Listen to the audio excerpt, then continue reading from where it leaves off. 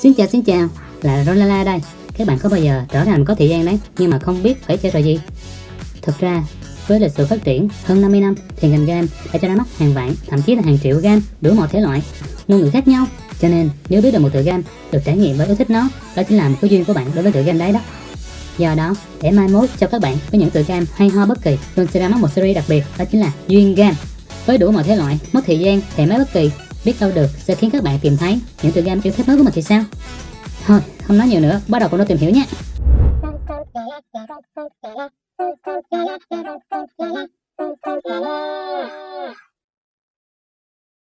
Tại thời điểm những năm 2000, hầu hết các tiệm chơi game đĩa vuông, hay còn được gọi chính xác là Super Nintendo, đều có một tựa game được các bạn nhỏ yêu thích, đó là Hai Chàng Ngốc.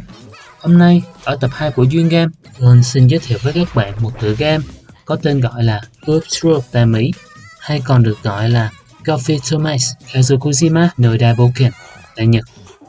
Đây là một tựa game được Capcom phát hành vào năm 1993 với hai nhân vật chính là chú chó Goofy và con trai Max trong series hoạt hình cùng tên của Walt Disney.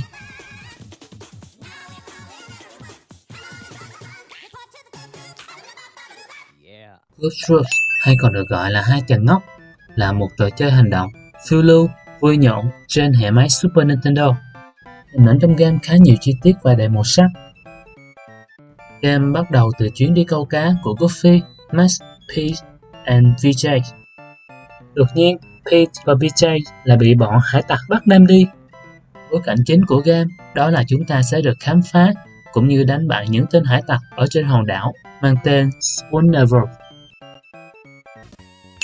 Chúng ta có 5 màn chơi chính, đó là trên một bãi biển, trong một ngôi làng bị bao vây, trong lâu đài bị ma ám, một hang động ngầm, và cuối cùng là trên một con thuyền cướp biển.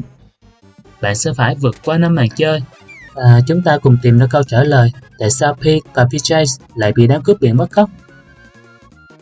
Game pha lẫn hành động, phiêu lưu và giải đố. Gameplay của Hai Chàng Ngốc khá thú vị. Bạn phải bưng đồ, đá gạch để hạ gục bọn cướp biển.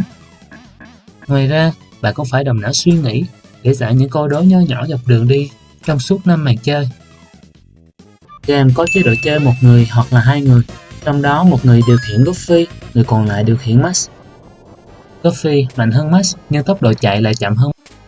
Tức là Goofy ném một cái chết một tên mập, trong khi Max phải ném 2 cái liền. Về tốc độ thì Max nhanh hơn Goofy 2 lần. Mỗi nhân vật có tối đa là 9 mạng và 6 trái tim máu. Bạn cũng có thể sử dụng những item mà bạn kiếm được dọc đường, và sử dụng item đúng thời điểm sẽ tạo ra những bất ngờ nho nhỏ đấy. Các công cụ trong trò chơi như súng móc câu, chuông, xẻng, chìa khóa, tấm ván và cuối cùng là nến. Có lẽ do phát hành vào năm 1993 nên cốt truyện của game còn hơi ngắn. Với những tính cách thú vị của Goofy và Max thì nếu game được phát hành ngay thời đại bây giờ với những công nghệ tiên tiến, có lẽ nhà phát hành sẽ khai thác được những thứ hay ho hơn từ những ý tưởng thú vị này. Với xu hướng làm game remake hiện nay thì chúng ta có quyền mong chờ một bản làm lại của game vào một ngày không xa nhé. Nào, bây giờ còn chần chờ gì nữa, chúng ta hãy cùng khám phá tựa game mang đậm tính giải trí cùng những người bạn thân thiết của mình nhé. Nếu các bạn có những trải nghiệm thú vị hoặc đáng nhớ về tựa game thì hãy comment ở dưới kể cho tôi biết nhé. Tôi mong chờ những comment thú vị từ các bạn đấy. Nếu các bạn thấy thích thì hãy like, share và subscribe cho kênh YouTube của mình nhé. Bye!